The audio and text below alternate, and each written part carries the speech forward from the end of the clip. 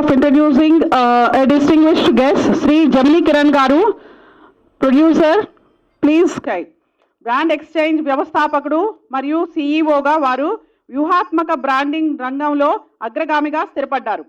బ్రాండింగ్కు సంబంధించి శ్రీ శివకుమార్ గారి visionary approach మరియు అనేక కంపెనీల సంస్థల తమ ప్రత్యర్థుల విజయం మరియు ఎదుగుదల పట్ల అచంచలమైన నిబద్ధత ప్రశంసనీయమైనది. ర్యాపిడ్ టెక్నాలజికల్ అడ్వాన్స్మెంట్లో యుగంలో చలనచిత్ర నిర్మాణం మరియు పంపిణీ భవిష్యత్తుపై వారి ఇన్సైట్స్ వినడానికి మేము ఎదురు చూస్తున్నాము. Thank you sir for gracing us with your presence today. Thank you.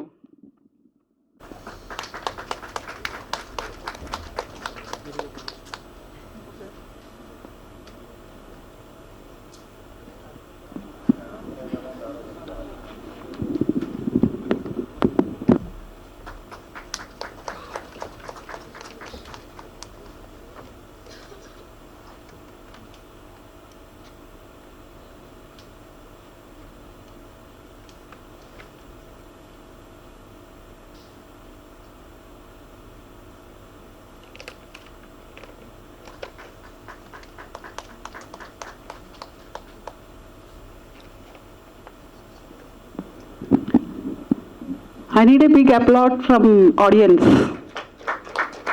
Thank you.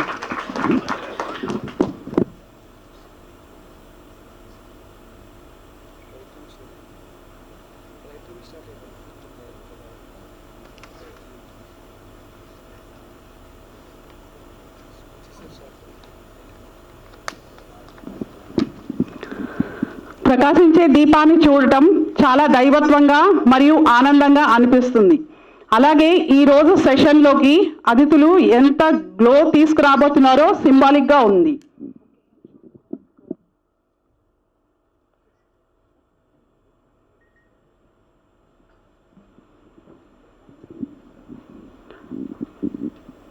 I request you to give the bouquets and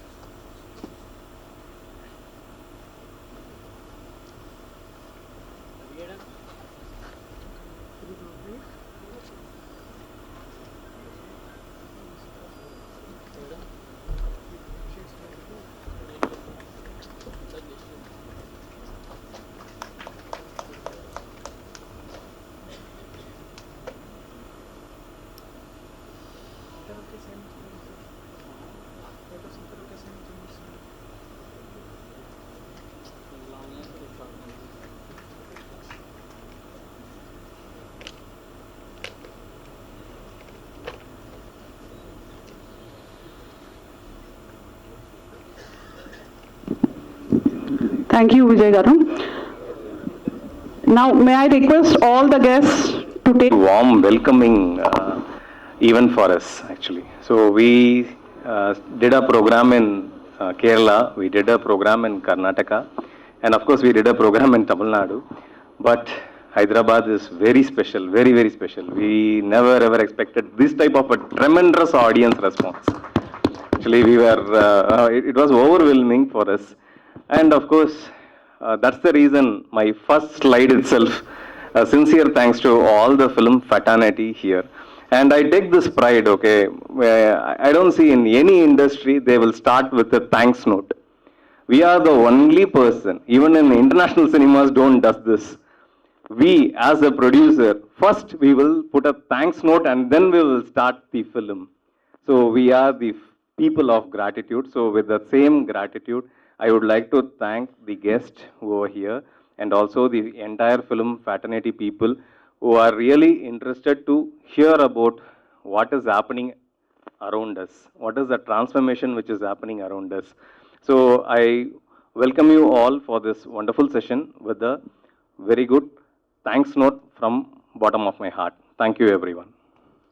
So next slide, GK. I'm a film producer and I've produced 3 films so far, and my last film has been nominated for Indian Panorama 2022. So this is my background. And apart from this, I have also distributed around 25 films in Tamil cinema.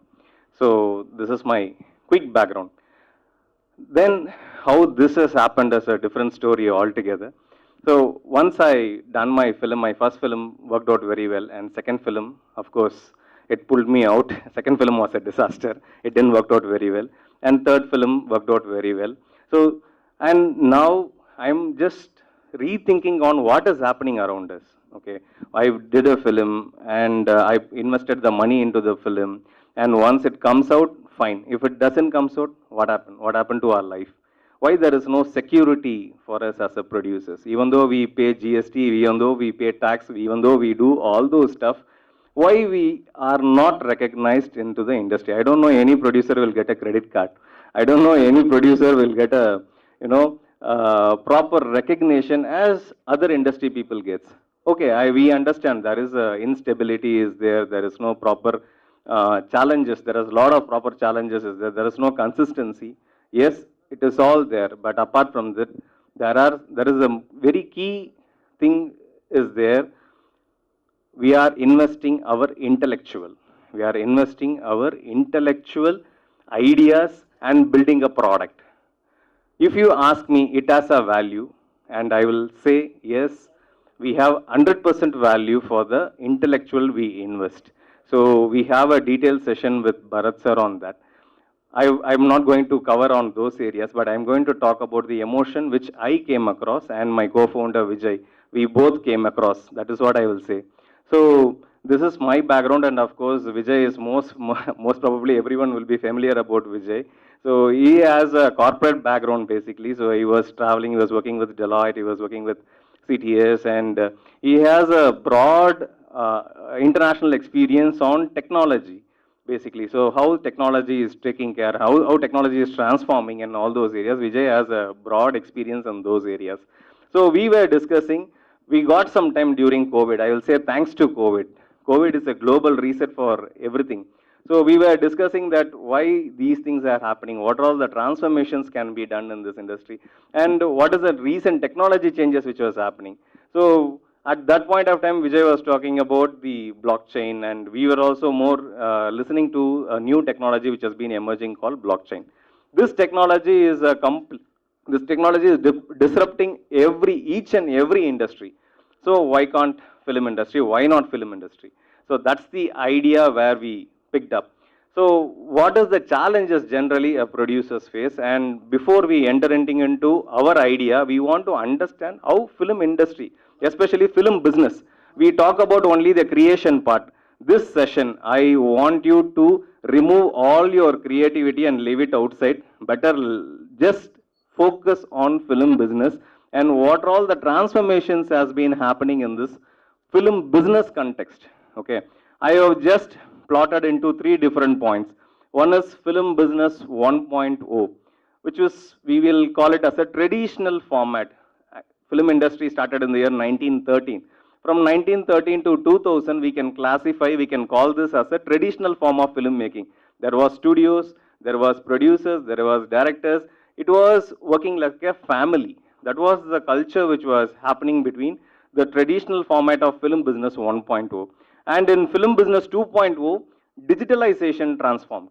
So no negative, digitalization came into picture. Everything has been digital, from projection to end ticketing. Everything has become digitalization. This era we were calling it as film business 2.0. And now, after COVID, COVID is, as I told you earlier, COVID was a global reset. So before 2020, once we produce a film, we call all the buyers to the same preview theater. We screen our film. Once they watch the film, then if they like it, the sale will happen. This is what was happening before COVID 2020. But after COVID, everything has changed. Once we produce a film, now we are putting it in Vimeo, password protection, sending it to buyer. He watches at his own time. If he likes it, then the contracts will be sent through DocSign. We will sign the contracts and funds will be transferred through our account. So everything has been digitally transformed. In a small, in a short, I can say that the entire film business ecosystem has been transformed into digitalization. So at this point of time, we need to wake up. This digital transformation is not only on the business perspective, on the process, also on rewards. Global markets opened up. COVID time, language barrier has been completely crashed across. In the audience wants to ask questions, please put up your hands. For the sake of, no problem. There was a request that मैं हिंदी में भी बात कर लूँ. Hindi is better. How many of you are good in Hindi?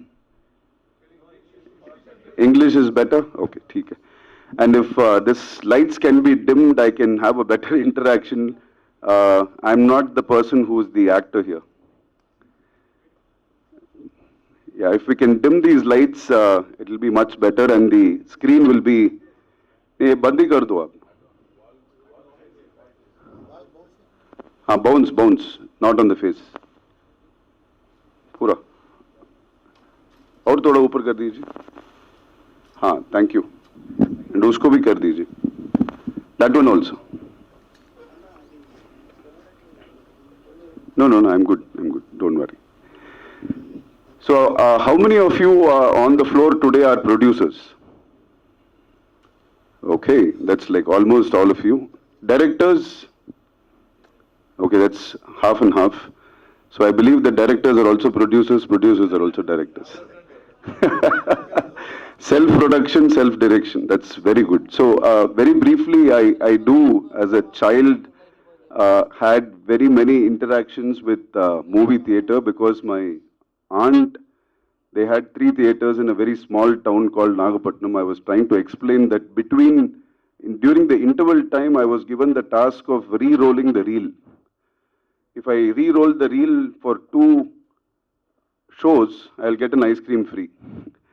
And I also helped them change the tungsten in the projector. So there was no digital projectors there. But if we move on to the next slide, number 2, producer in a day has to bring together 10, 20, 30, 50, 100, 200 persons together. The most thankless job possibly. The most unbranded job possibly. The director, the actor, the lyricist, the music director, everyone gets limelight, but the producer, like a founder of a law firm, no one knows. But they are the key person who brings every possible player into town to ensure that magic happens. So, as I say, it's a thankless job. It's behind the screens. So there are 2 screens, you're probably behind the second screen as well. But to make a movie, if I move to the next slide, there are 30 different subject matters of creativity. You have a script, you have dialogues, you have direction, you have light, you have sets, you have music. Each and every different subject matter is protected as a separate subject of a copyright. We will get to that eventually, but I might need 2-3 hours on every slide, but we don't have that benefit today. So, for example, if we move to the next slide, a simple song, you need to have lyrics, you need to have music, you need to have a producer for that particular song, who might be a different producer than the movie itself, because in sound recording, the producer is the person who takes the studio and brings the persons together. So it might still be for that particular song, the music director himself or herself, but we will come to that later. So we need a singer as well. We need instruments, we need persons who are playing percussion. So a simple song, a sound recording is different from what you see in the movie. A sound recording might be made for a movie which is never shot. But still, sound recording is a separate copyright. So you should understand, or imagine that there is a producer who wants to make a movie. He commissions a lyricist, he commissions a music director, he commissions a singer. the song is put together, the music is launched, but if the movie is not launched, does it mean that the sound recording does not have protection? The answer is yes, it does have protection, and it still has a separate protection than the movie itself. And that's why you have sale of sound recordings separately to record labels, to Spotify, to Ghana.com as a separate bundle of rights. Why I'm trying to tell you is this, that there are layers and layers and layers of rights in a single movie. The creative world, especially in the movie world, is not one copyright in one movie. You are bringing together 200, 300 types of rights and stitching them together to make one and a half, 2 hour, 3 hours movie.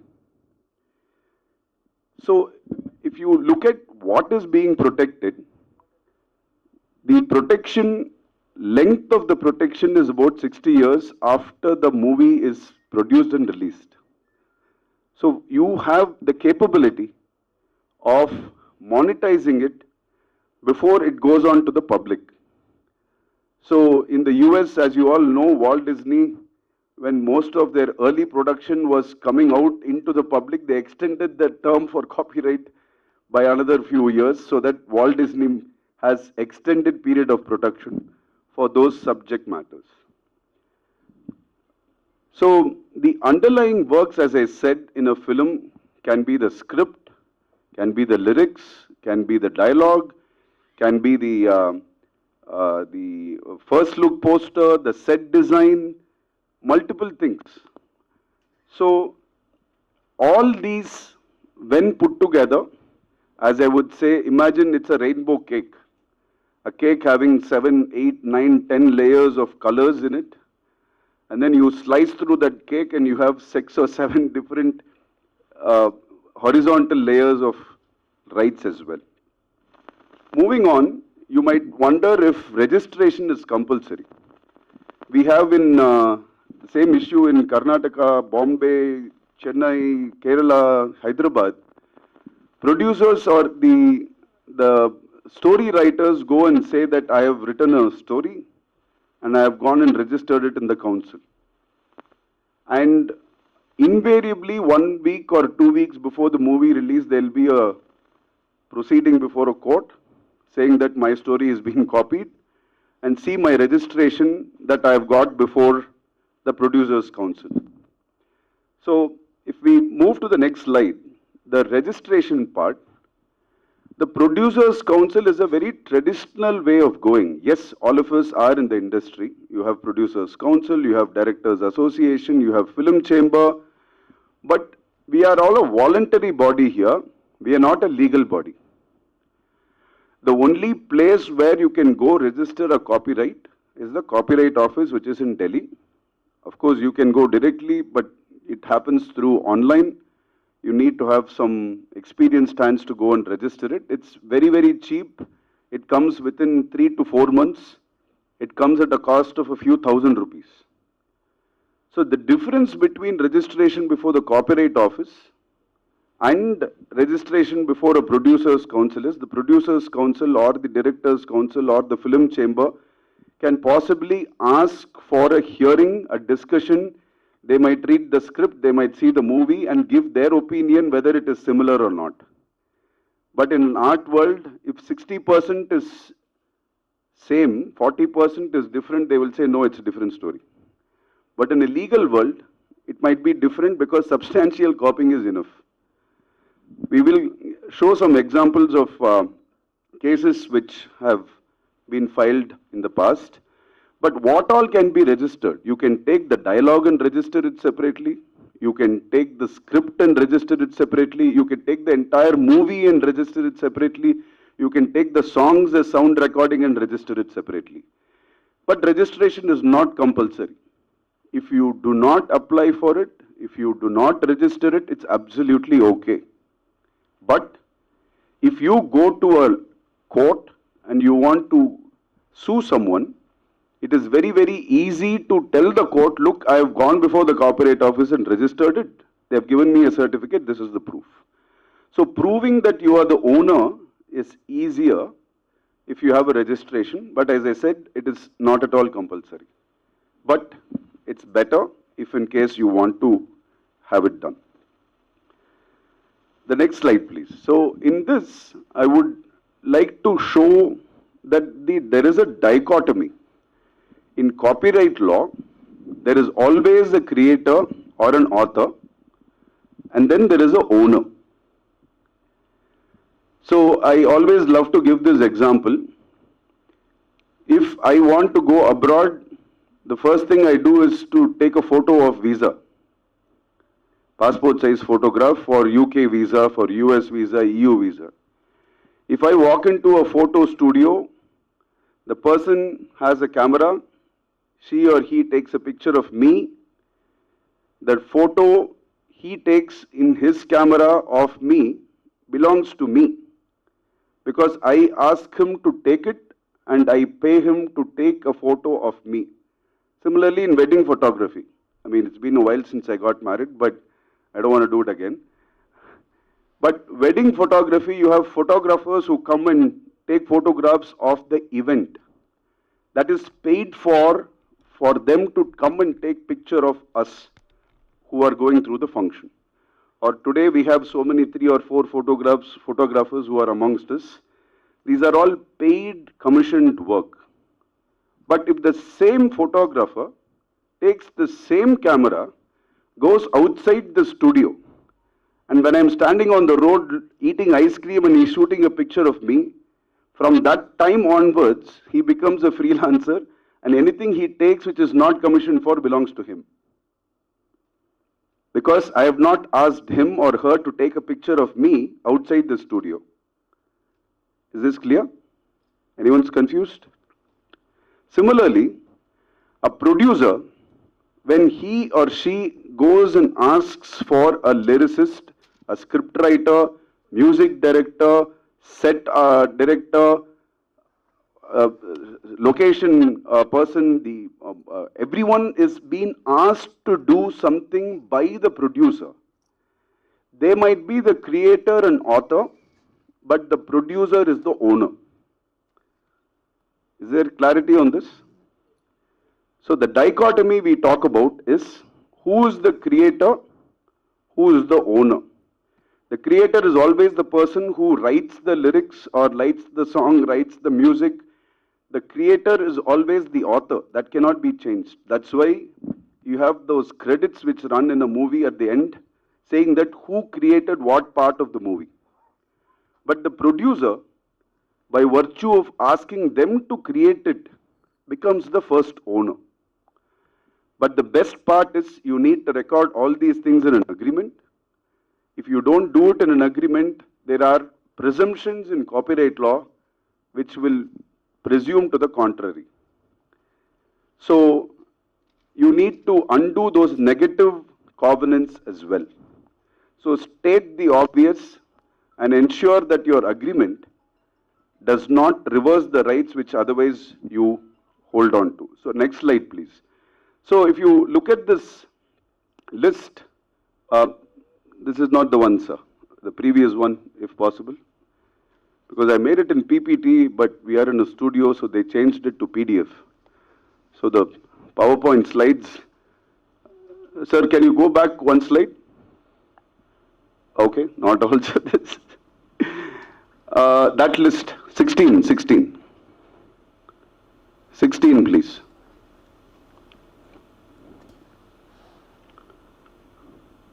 Yes, thank you. So, as I was saying, the author of the sound recording will be the producer of that sound recording. So, in the same movie, I can have 3 different music directors who might be the producer of that particular song. So, I can have Rahman, I can have Ilayaraja, I can have Devi Prasad. 3 songs by 3 producers, but there are 3 different producers for the songs. But you will be the producer of the movie, therefore you will be the master producer of all what they create. So sound recording producer is different from producer of the movie. So there are subsets of it. And of course you have lyrics by the lyricist, the dialogue by the dialogue writer, and the artistic work, whatever the sets which are created, like Tota Tarani sir, he will be the owner of the sets. But by virtue of you being the producer, you are stitching all these things together, you are commissioning them. Therefore, the owner will be the producer always of all of these put together. But again, do not presume things. It's better that you write down and stitch all these things together. Next one, please. So the title documentation, as I said, it's better that you have agreements with every possible person who comes to deck. A few minutes back, I was chatting with one of your colleagues here, and we were saying that Amazon and Netflix, which are creating original content, will come to a regional player in Telugu or Kannada or Tamil and say, I want these 140 documents. Only if these 140 documents are signed will I give you an advance. Which means they need to know who is the light boy, who is the water boy, who is the driver, who is the actor, sub-actor, vendor. They want to be clean. So it's absolutely critical that the ownership of what you create is recorded in agreements. As I said, if I want to buy a land in Banjara Hills, they will tell me what is the plot number. It measures 200 feet by 300 feet. It is the third plot on the left on this particular road at Banjara Hills. It's very easy. I have to drive to Banjara Hills, go to the third gully, see the fourth plot, and see the measurement. I can identify it. But in our creative world, how will you identify what you own? Especially when there are layers and layers and layers of rights, unless you identify those rights in your agreement properly. And that's where we ask, the next slide please. Do you need an assignment? 18, yes. Or a license.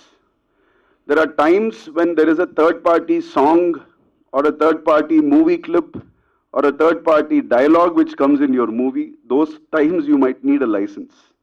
There might be a background music which is going on from an old movie, like say Shankarabharanam.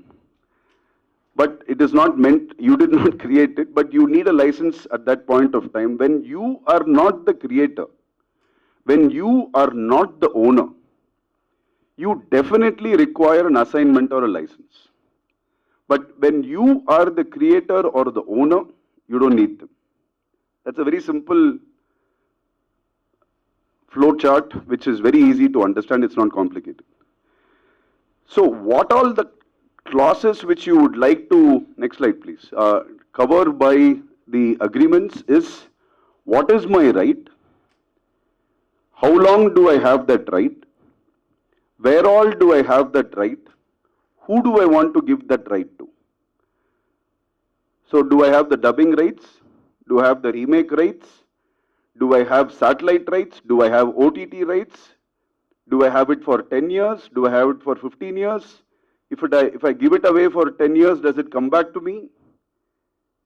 There are a lot of old agreements which we see coming for, interpretations. They say 1995, 1996 movie, they would have given it away saying that all future rights, all formats, anything, everything in the world, world over, worldwide, for 10 lakhs. And then the person who's got the rights might be making 10 crores per month. You never know. Because re-released, digitally remastered, old movies do much better than current movies. So, next slide please. I'm going to pause for about 2-3 minutes in the next slide and explain the provision of law. There was an important amendment which came out in 2015-16, and it said what are the current rights and what are the future rights, what can you assign, what can you not assign. In the sense, assuming that you have made a movie in the 1990s, take the same movie Shankarabharanam, because I grew up listening to all those songs again and again and again. So, if the Shankarabharanam movie was, say, assigned in the year 1990 or 95 or even 2010, And if it had clauses which say that all future rights, all digital rights are being given away, that kind of a assignment which is open-ended for unknown formats is illegal. In the sense, at the time of assignment, say in 2005 or 6, there was no digital copy, there was no satellite options, there was no OTT options. They could not have thought about new mediums at the time of sale.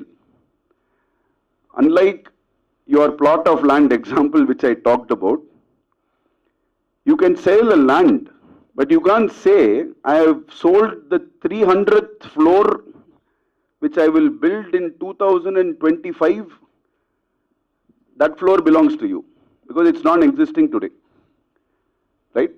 We do not know whether a 200-story building can be built on that plot of land. Similarly, the statutory amendment which clarified for the benefit of the content owners is, on the day of sale, what you have, you sell. New formats, new rights, new medium, future rights cannot be assigned. What you do not have, you cannot sell. In the way, it protects your rights in the new formats and new medium. So we can talk about this slide all day long on another day. As I said, each slide takes 2-3 hours. But if I move to the next slide, is also a critical one. 21. Yes. I love this slide because my colleagues helped me put this together. It took them about 1.5 days to put this together the way I want it. If you think of it as an hourglass tilted on the side, right? The number of agreements which a producer has to put together, and then the number of agreements by which they can make money. On the left side is spending money, on the right side is making money, right? The producer spends money in acquiring all these rights, in making a movie, putting all the things together. Sir, can you just put the light up, because the hourglass is not shown properly. If the light person can just bounce the light off onto the wall, just turn it around. அது வால்ல bounce பண்ணிடுங்க.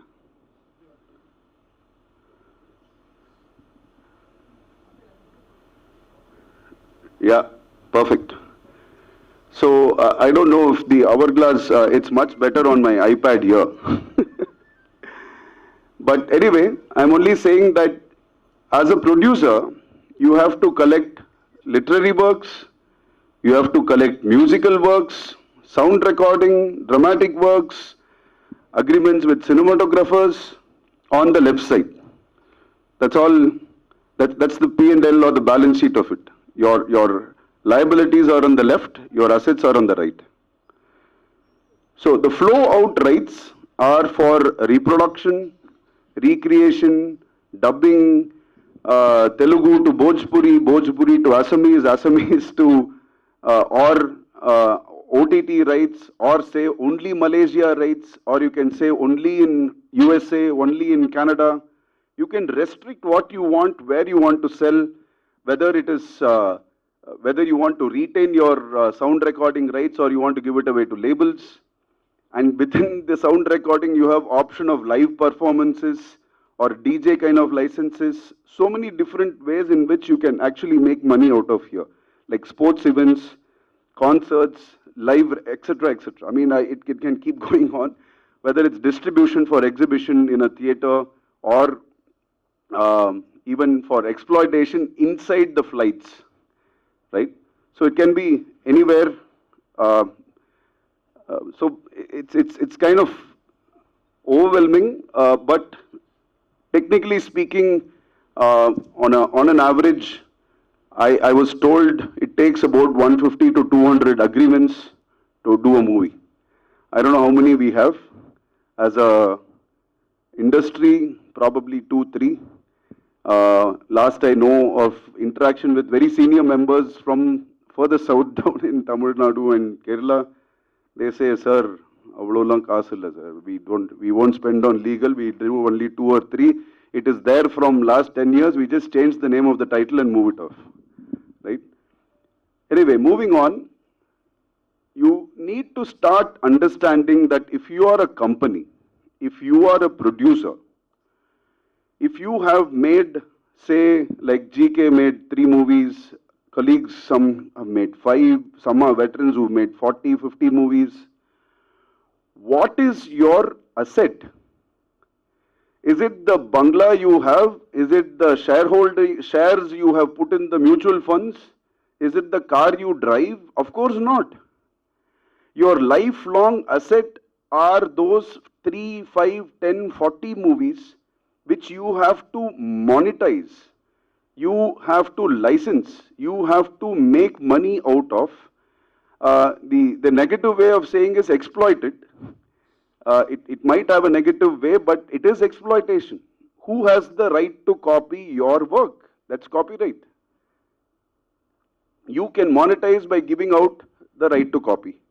But what we are trying to say is this lightest pink, which is at the bottom, are the intangible assets, which I was trying to tell you. Whether it's title of the movie, whether it is the t-shirts and the merchandise which you want to sell, it can be mugs, it can be the caricatures of the characters which come out. It can be multiple times of, so start thinking that the movies you produce and make and own are your assets. List them out, find out what rights you have, find out what value they have, and start treating them as a balance sheet asset. If they are not in your balance sheet, it's a non-starter. If I come back here soon or longer enough, 6 months, 1 year later, I want your balance sheets to be rewritten in a way that your movies are listed. You know what kind of movies, what kind of rights you have given away, what kind of rights you have retained, whether the given away rights are legal, illegal. Do an internal audit. That comes to the next slide of the audit. The audit requires what do you have? Every year you have an audit for your income tax. What is your income? What is your expense? What do you owe to the government and what the government takes away from us apart from GST and whatever they take as taxes? You need to know what is the inventory.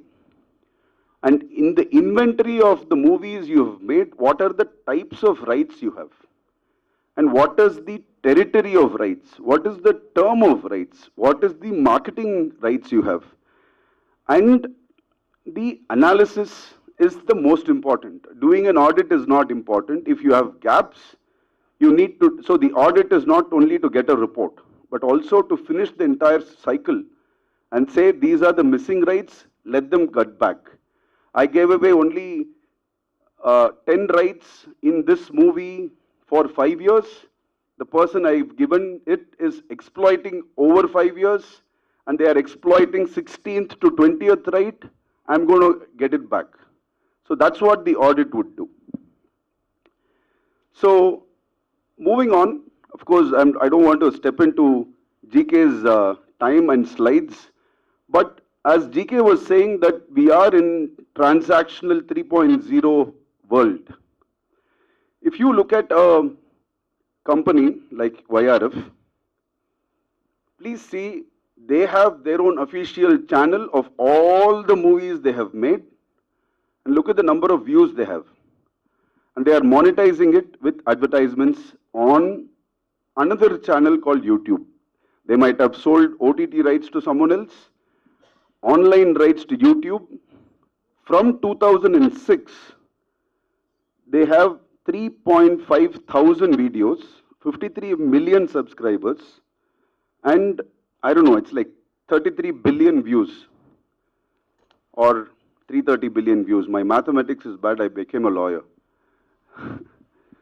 So if you quickly move on, Someone was actually giving me an example today that there was a pirated version of a movie which was uploaded to YouTube, and the producer himself was putting on Facebook, please go watch my movie.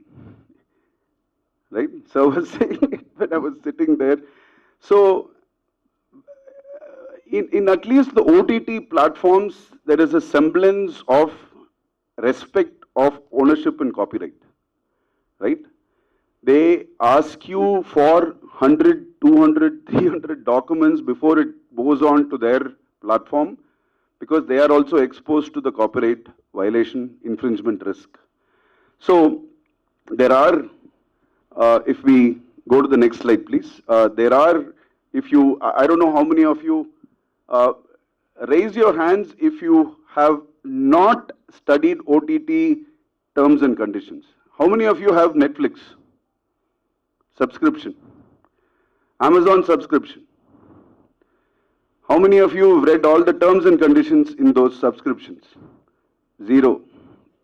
Yeah, that's what we write. Or Amazon's lawyers write. My daughter makes a joke out of me and my profession, saying that, haha, you write something which no one reads. I don't know who will give you money.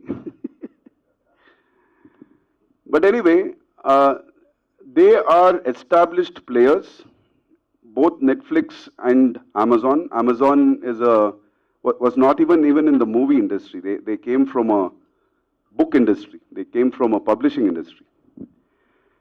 But they are so structured, they knew, as GK was mentioning, that this is a place where you can monetize only if your title is correct, if your documentation is correct, there is no risk, there is easy monetization, there is transparency, there is easy tracking of who saw who, which movie was seen in India, which movie was seen by an Indian while abroad.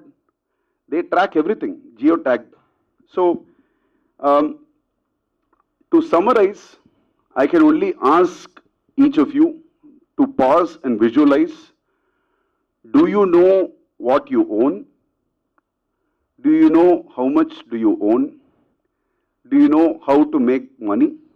If you have 10 apartments in Hyderabad and Bangalore, you can rent them and make money. How many of such kind of created assets you have? You have a list of, you have a document of, and what kind of money you are going to make out of them. Next 10 slides are going to be 3 seconds each to show you what kind of maramari happens or fight happens in the world of copyrights. Of course, you've seen this too many times everywhere. We can keep, sir, after every 5 seconds, you can keep changing the slide to the next slide, sir. But it's only giving you a flavor of even the large producers, large content creators being exposed to. Next slide, sir. You can keep going on for the next 3, 4, 5 slides every 5 seconds. But most of these are of two kinds only. That the story is taken away, or there is piracy. Piracy is straightforward, because you can go to the court and say, please take down these 10,000 websites, 15,000 websites. We do it all the time.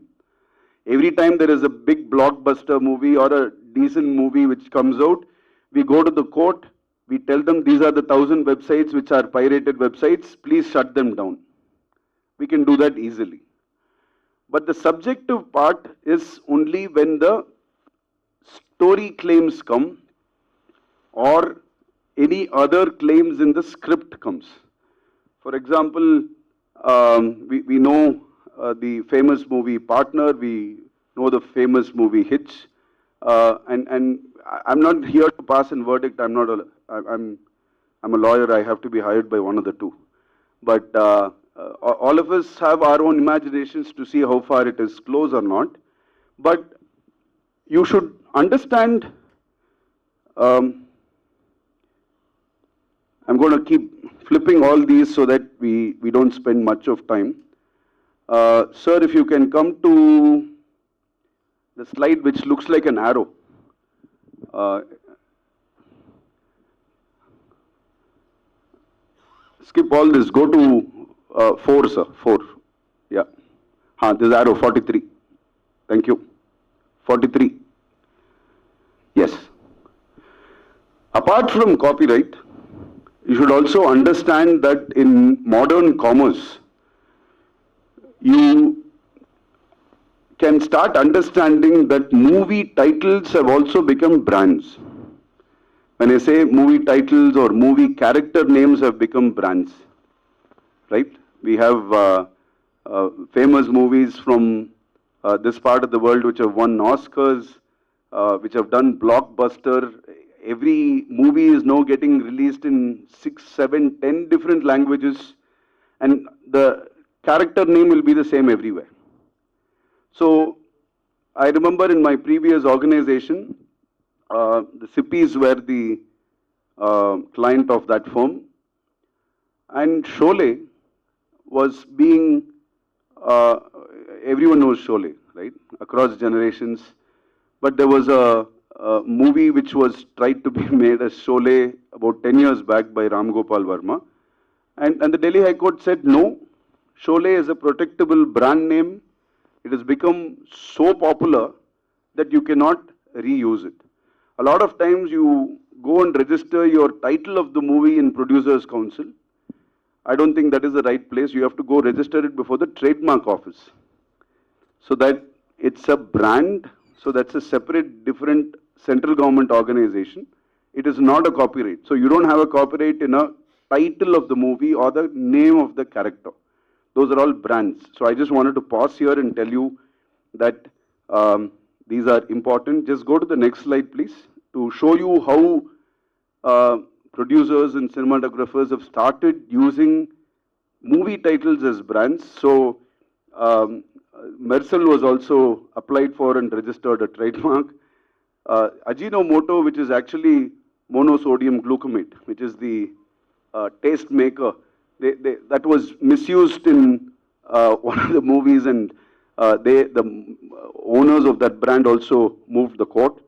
And of course, the famous song was also registered as a trademark, not a copyright. So if we just go to the next couple of slides, as I said, movie titles can be registered, and I'm just giving you examples time and again of how many different movie titles have been registered over the past. Last but not the least, like the producer world, the lawyer's world is also a very unsung part of the whole ecosystem. So this I saw it in one of the Chennai Times and also Mumbai Times, saying that legal in a movie world is an absolute important component, because as I said and started the whole speech today, the only way you can identify your asset is by writing it down in agreement and making sure that it is listed as the type of rights, how long, where, and how do you want to monetize it. So with that, I will pause here and close my recommendation that wherever you can, ensure that it is put on agreements. Wherever you can, ensure that you have copies of agreements. Under the modern evidence law, you don't need to have physical copies of agreements. Everything can be electronic.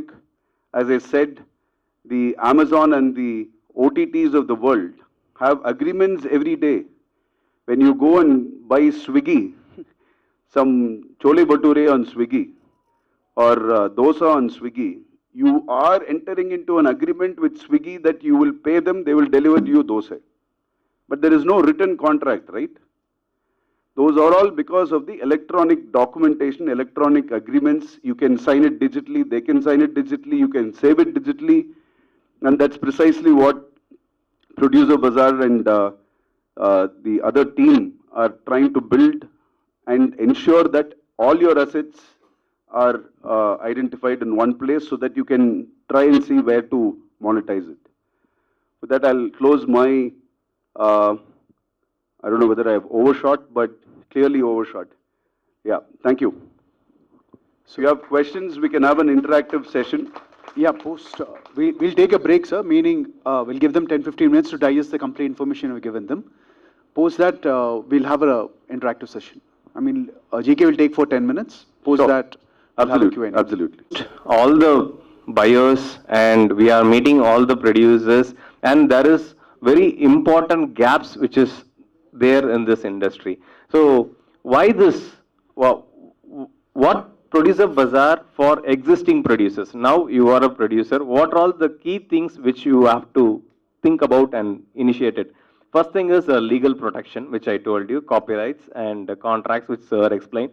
And second is film IP rights management system. So this is the one thing which we are building right now with producerbazaar.com with an emerging technology called blockchain technology. For example, say once we produce a film, there are about, I will show you in the next slide. Before that, I want to ask you, how many rights are there for a film which we can monetize? Any idea? How many rights we have? Pardon? How many rights we have? How many rights we can monetize? Any numbers? 7? Okay, then? 8? Then? 11, 12, 13, 14. As per Hollywood standard, there are about 56 IP rights which you can monetize through your film. This is on the international standard. But on the Indian context, we can monetize about 26 different types of IP rights for a film. Can you imagine that? So these are all the opportunities are there for a film which you produce. Forget about bigger film, smaller film, medium film. Forget about all these things. We are doing a film. We are producers. That's all. Okay. So this is the classification which we have done. So how we are going to manage? For example, I don't know how many producers, their next generation going to follow the legacy which you are created. For example, once you want to transfer your all the rights which all the productions you have made, all the distributions you have made, one fine day you ask your children, give it to him, take this business to the next level, he will say, Dad, I don't want. Because he will take at least 4 to 5 years to sit and read all the agreements you have, contracts you have done. So that is the pathetic situation which is happening in this industry right now. How to classify this? What they want? They want a mobile phone. They want an application in which they need to go and touch your production house. And once they touch their production house, it has to list all the films which he has produced. And there should be a sublink which they click. How many rights? What has been given? What has been monetized? What has not given? It has to be in one touch. This is the digital transformation which is happening globally. But now, this is the right time for us to wake up. That's the important process which producerbazaar.com is building now. We are building an IP tracking system. Then the next important aspect is emerging rights. Emerging rights is always something new. Say for example, before 1960 it was only theatrical rights. After that Doordarshan rights came into picture. After that satellite rights came into picture. After that audio rights came into picture. OTT rights came into picture. Now VR rights, gaming rights, metaverse rights, these rights are picking up. Who knows, in another 10 years, if Elon Musk is successful, if we travel to Mars, even there might be a Mars rights might be emerging soon. So how we are going to track this? How we are going to manage this? This is the ecosystem which we are trying to build, and that is what emerging rights and that is already existing rights and also the renewal process. And then we are in Indian film industry, we are mostly focused on video content business. That is, once we produce a content, we ensure that we make revenue through the visual part, that is satellite, theatrical and overseas and all those areas. But apart from this, there are huge potential opportunities which is opening for a film, which is called merchandise rights, gaming rights, and these are all the areas which is really picking up, which is getting the momentum. We have some classic examples which we are working on. We will share it right now. Go to the next slide. And now the next slide is going to be something most important. As I told you, the 26 different types of rights. We have synchronized it in one single touch. Okay. So it is NFT rights, audio rights, digital poster rights, making rights. There is a buyer for making rights. He wants only how your film has been made. They need only the making rights. And there is a satellite rights, theatrical, overseas, other rights, which we means there it will come the derivative rights, okay, and non-theatrical, and dubbing, remake, title, digital, and apart from this, we are working on some more interesting rights which needs to be add on. Say for example, a film is there, these many rights has been listed. What are all the rights it is available, it will be available, and what all the rights you have sold out, it will be mentioned as sold out. So that as a buyer, if I come in, I will ensure that I am picking up the right product. So this is the entire marketplace ecosystem which we are building for films. Next slide. Yeah. So these are all the different types of monetization opportunities are there across the globe, not only in India. As I told you, once we unbundle all the IP rights, there are some buyers, they want only one single IP rights, which they need it for 2 years, 3 years, and 4 years. And there are a lot of huge client base which is building up right now. Apart from this IP rights, onboarding stuff, and all these things, we had some couple of success stories which I would like to share before I'm going for this interesting session. So success story number one.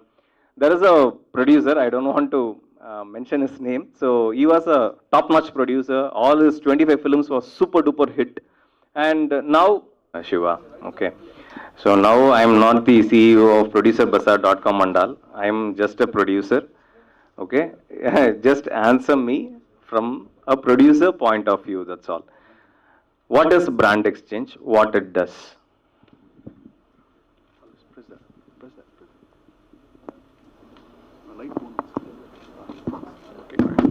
Yep. Brand exchange, we are trying to introduce new IP.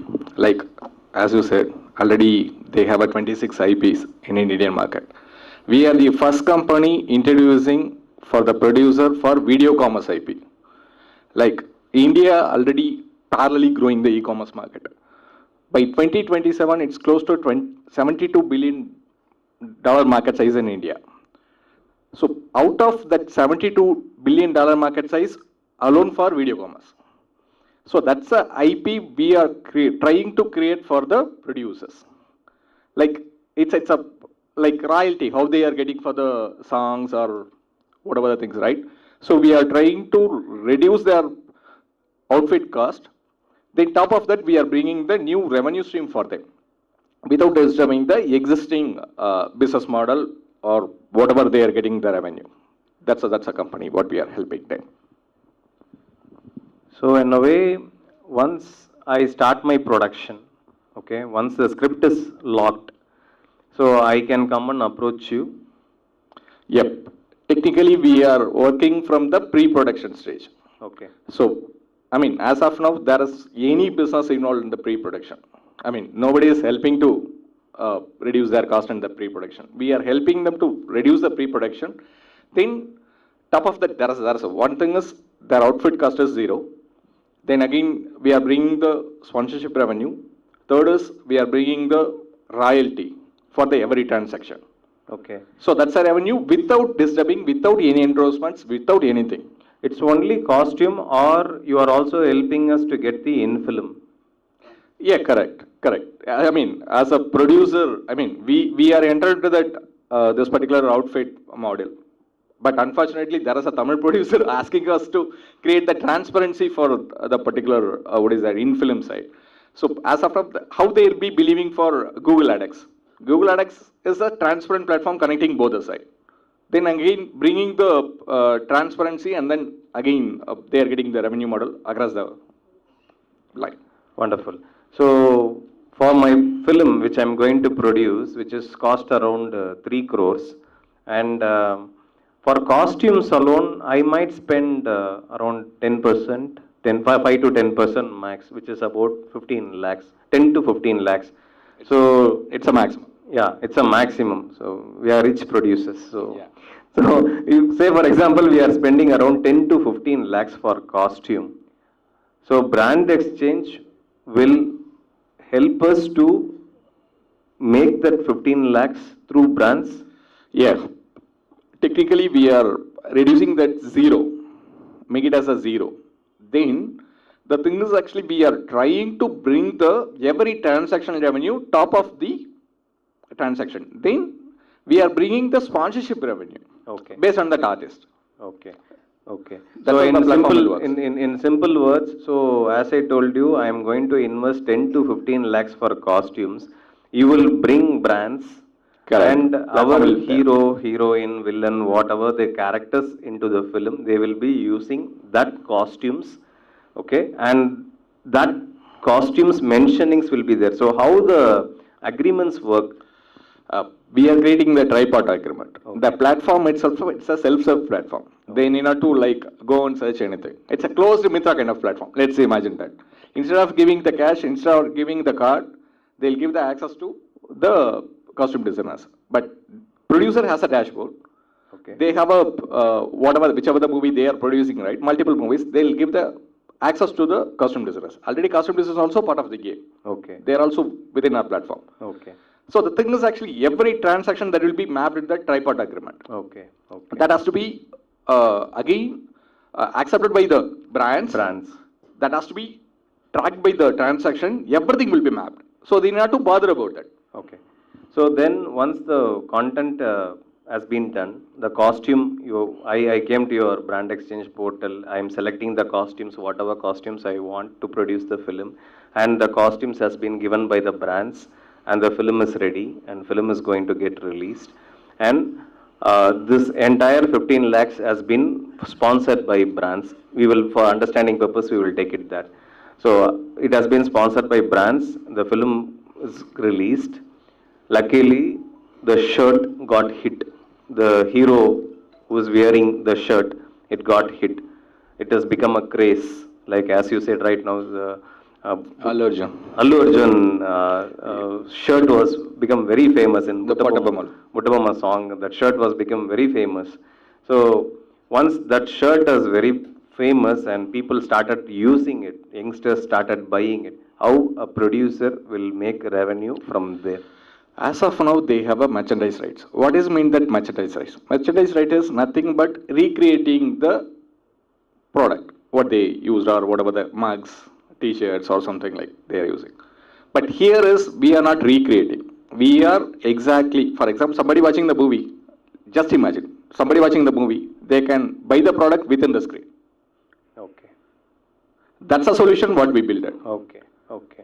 So whatever it is, if it just comes there, I can just stop, I can scan, I can buy right then and there. Just pass it and buy it. Need not to scan it. Wonderful. So this model. Suppose I should not reveal this. It's a one-on-one. So this model, how is the reception, and how many producers came forward for this particular idea? As of now, we recently started our startup. Then again, we built the product. 2 years we invested our research and R&D. Then when it comes to Tamil, already we onboarded close to 22 production houses. Officially, we signed onboarded. We are working with 14 movies under production. Luckily, there is a first movie going to be released coming November 12th or after Diwali. There is Okay. a pre or post. A Tamil movie. There is a multilingual movie also available in that. So the thing is actually already the streaming platforms also parallelly working on it. The problem here is we are creating the solution for the producer side. We are creating the solution for the IP from the producer side. Then, as of now, if you take a screenshot and then upload it in the Google Lens, right, you will get the referrals. But the producer won't get any single penny out of that. So that's how we are protecting the rights and IPs, and then we are creating the solution. Fantastic. So I see him as a future buyer. So Yeah. video commerce rights is going to blown up like anything, because we are going to watch films in theaters and OTT platforms. Even in theater, you're going to watch a film, you can just flip your phone, scan the costume, buy it. That is what he is mentioning about. And this model is already picked up globally. Yeah. I want you to give some example which When comes to Netflix, Narcos outfit, right? They have opened the separate store, they are selling. Then even Disney Plus, they'll using their Marvel and entire outfits.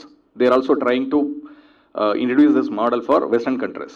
Slowly, that will be picked up. When it comes to India, don't want to reveal this, but even Amazon has tried. Amazon has tried, but what we are not competing with any e-commerce platform. We are protecting the producers. That royalty will be created here. Then top of that, the entire transaction will be mapped and managed by us. Okay, okay.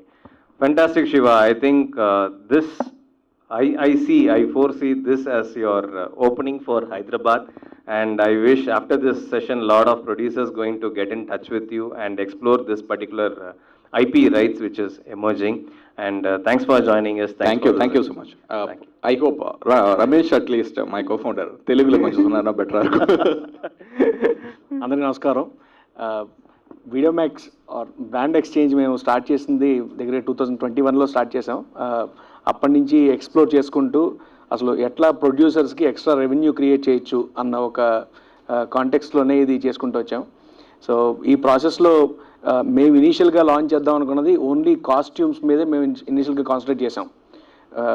Top to bottom అంటే head to toe ఒక artist ఏం వేసుకుంటారో వాటిని ఎట్లాగా ఎడిషనల్గా ఒక ప్రొడ్యూసర్కి additional revenue generate చేసేలాగా చేయొచ్చు అన్న దాని గురించి అదొకటి మాత్రం థింక్ చేసాం. But as we started approaching production houses in Tamil Nadu, that is when we understood that they are not only looking at that, they are looking to monetise the entire screen space.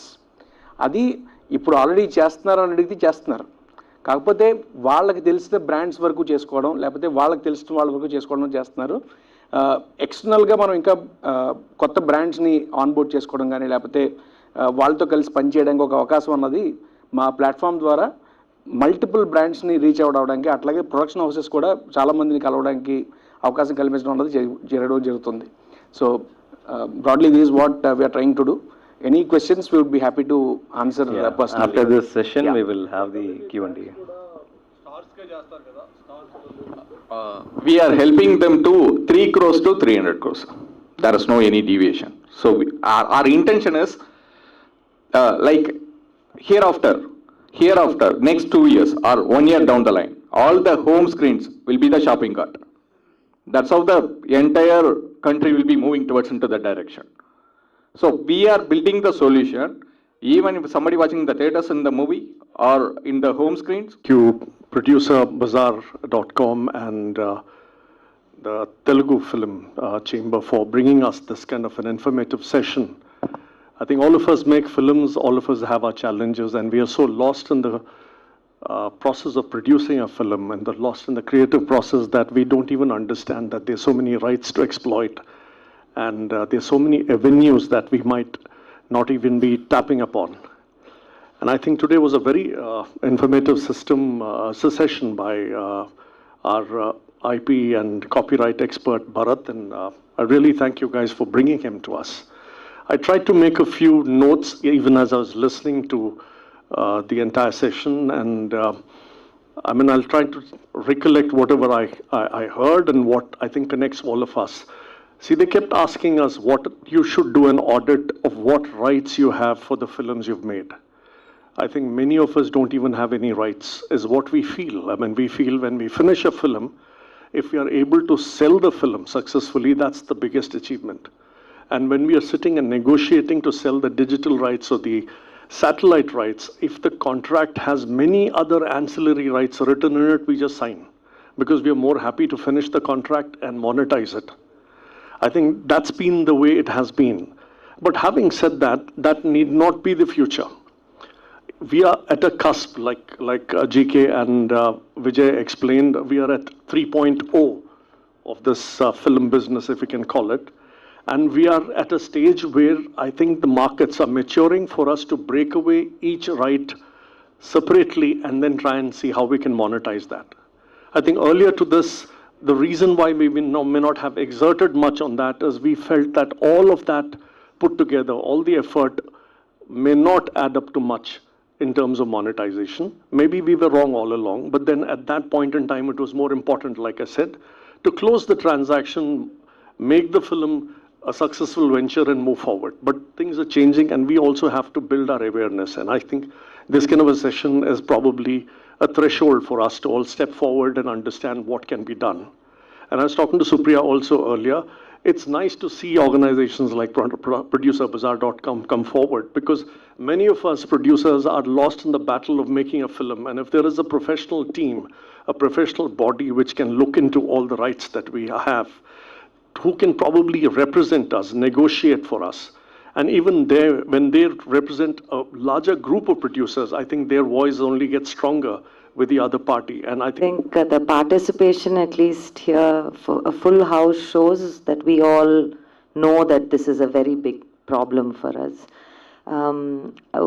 Most producers, we know we don't do our own housekeeping because we are so busy making our movies and trying to get the money, the revenue back. But unknowingly, fighting with directors, trying to cut the remunerations down with them, trying to figure out I will only pay so much to the lyricist fighting back saying that I won't sign all my rights, I am the author. We've forgotten that some very, very big third-party players have come in, and we are an industry, they are the outsiders, and we have to sell to them now. And when we see their 30-page agreements, I think the first thing is we get exhausted, we get scared. You said linear, non-linear. I've gone off to S-word, T-word, what word? We don't know. We don't know the language. We are filmmakers. We are not meant to know the language. But for the last, I think, easily 10 years, Sharath, myself, some like-minded producers have been talking about these challenges. We go back with a vengeance.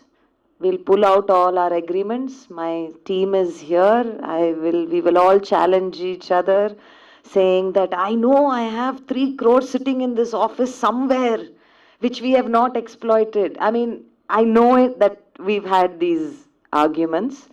But then next time we found a good story, some hero gave us dates, we forgot and we jumped back in.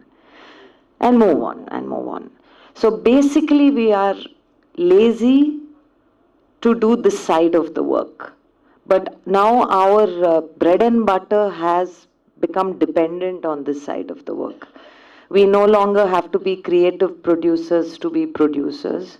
We have to be we have to cover 360, and if we are not able to cover 360, we have to probably be mindful that we are not creating another third party, but we need to take their support. Now, when I saw 10% of legal fees, I was like, shit, maybe I should become an intermediary between the legal and the producer and charge 5%.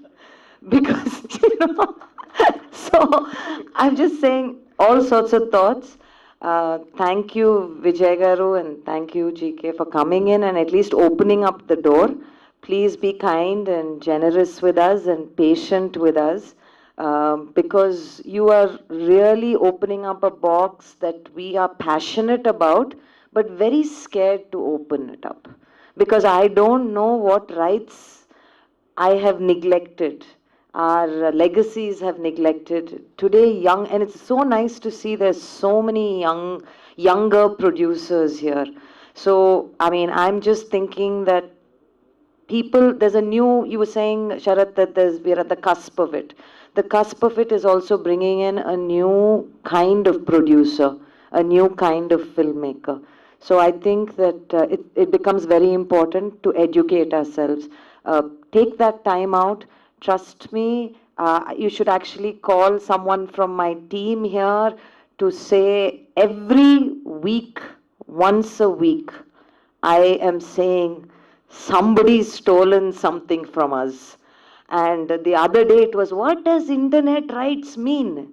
And somebody came back and told me that, no, ma'am, you've sold off everything. He just put up there that I haven't. So there's money. There's money. There's all of you. I think what we should do is first step. While this conference is organized, we're sitting here. Yes, yes, thank you and everything. Please take 1 week. Go and make those Excel sheets. It's taken us 3 months, 6 months, 6 months to make our Excel sheet.